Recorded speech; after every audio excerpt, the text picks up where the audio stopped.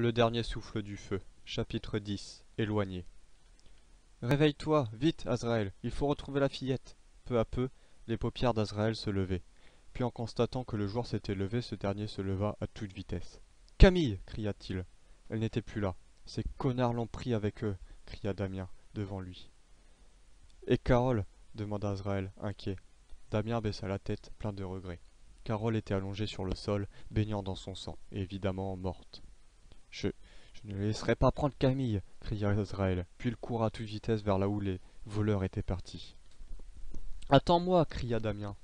Quelques minutes passèrent, et après avoir couru un long moment, Azraël réalisa qu'il avait perdu Damien.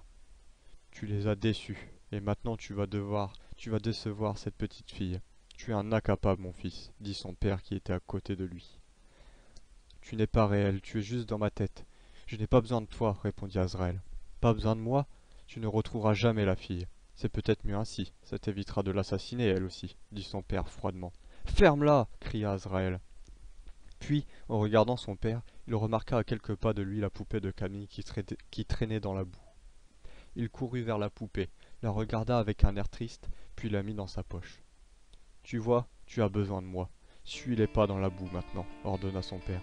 Azraël exécuta l'ordre et se mit à courir de toutes ses forces. À force de courir et de s'inquiéter, il arrêta de regarder les traces de pas et finit par se perdre. Il souffrait encore de son coup à la tête ainsi que de sa blessure à la jambe, mais rien ne pouvait l'arrêter tant que cette fille n'était pas là. Après une demi-heure de course à travers cette énorme forêt, Azraël tomba par terre, pris par la fatigue. « Camille !» dit-il, tête dans la boue. Pike avait enfermé Camille dans un garage après avoir traversé un village en pleine forêt que les voleurs avaient occupé. Elle était terrorisée et voulait serrer sa poupée dans ses bras, mais elle avait perdu en cours de route. Il avait tué Carole. Sois forte, c'est ce qu'Azraël voulait dire. Ils vont revenir me chercher.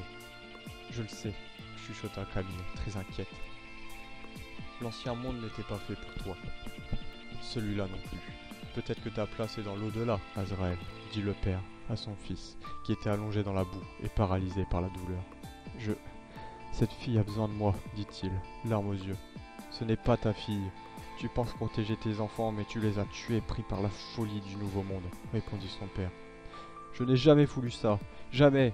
Je ne supportais pas aller voir dans ce monde. Il souffrait, cria-t-il de toutes ses forces. Peut-être est-il temps de les rejoindre, continua son père, avant de disparaître de nouveau. La blessure d'Azraël à sa jambe s'était gravement ouverte, de nouveau, et il commençait à perdre beaucoup de sang. La porte du garage s'ouvrit. Pike et quelques hommes armés étaient là, regardant Camille avec un affreux sourire. « Laissez-moi partir, s'il vous plaît » demanda Camille. Pike l'ignora et prit la fille violemment par le bras puis la traîna dehors. « Chef, vous devriez vous calmer, elle n'y est pour rien » dit l'un de ses hommes. Froidement, Pike pointa son arme sur cette personne et l'abatta sans réfléchir. Camille cria et supplia de l'aide. Cela énerva Pike qui pointa son arme sur elle. « Crève » cria-t-il. Bam ! Le coup de feu partit. Mais Camille était encore là. Au contraire, c'était Pike, le crâne ouvert, qui avait été touché. Ce dernier tomba au sol, mort. Cela alerta le village qui se mit à chercher d'où venait le tir. Camille avait compris. Lucifer était sûrement dans le coin. Alors elle profita de ce moment pour courir de toutes ses forces vers la forêt. Elle n'osait pas rejoindre Damien. Tout ce qu'elle pensait était de courir le plus loin possible. Courir à oublier ce monde horrible dans lequel elle vivait.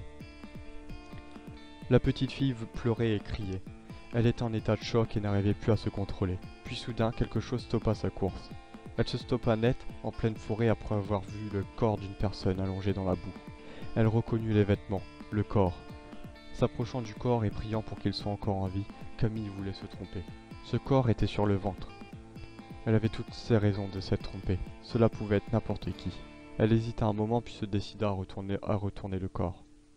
C'était Azraël, et il était bien mort.